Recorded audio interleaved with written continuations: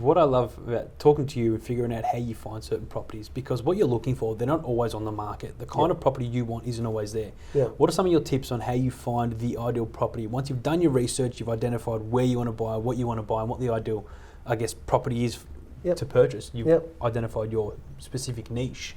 How do you go about finding it? Okay, there's 3 ways that we find property. The same way everybody does. We use the internet, realestate.com and Domain. You don't need any other websites apart from that. Real Estate View is just really an industry tracker site that's owned by the REIV. So we register on there with the property alerts for the client-specific criteria, wait for things to pop up on the internet, so we search through those. We then use our relationships with real estate agents to try and uncover off-market properties. Off-market properties are great, and everyone thinks, oh, that's where the gold is, and it is if you've got the right place. What is an off-market property? So something that a real estate agent has the opportunity to sell, or somebody's come to them and said, look, we've bought, we just want to buy, can you help us find a buyer for this property? We don't want to advertise it, we don't want to do the marketing stage. Yeah, some people don't call that an off-market, they call that on-market because it's, but if I can get exclusive access to it, let's not call it off-market, let's call it exclusive.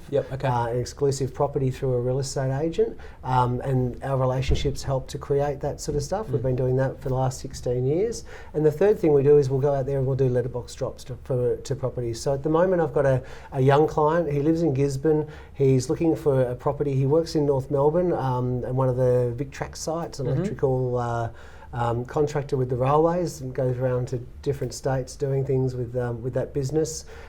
He said to me, look, I want to be in Kensington, in the Stockyards development, which is near his work. He wants to be close, tired of driving to North Melbourne from Gisborne every day, a bit of a pain for a 45-minute drive. So I said to him, look, there's another development here in Ascot Vale called the Enclave, a Mirvac development, which is a few years old.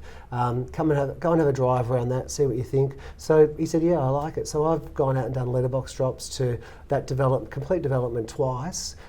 First time I got 1 call, the second time I got another call.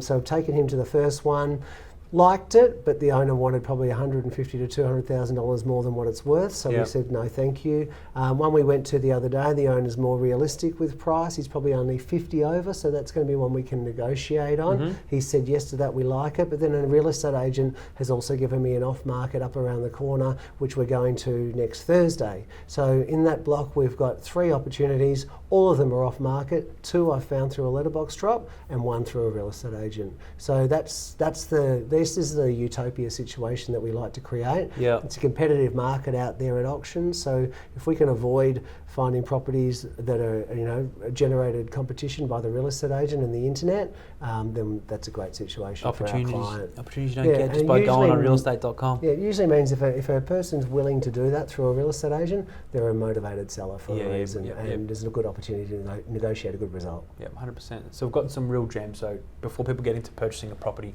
do your research. Don't get sucked in by a real estate agent, and hire a buyer's agent or buyer's advocate if you can. Pay for one.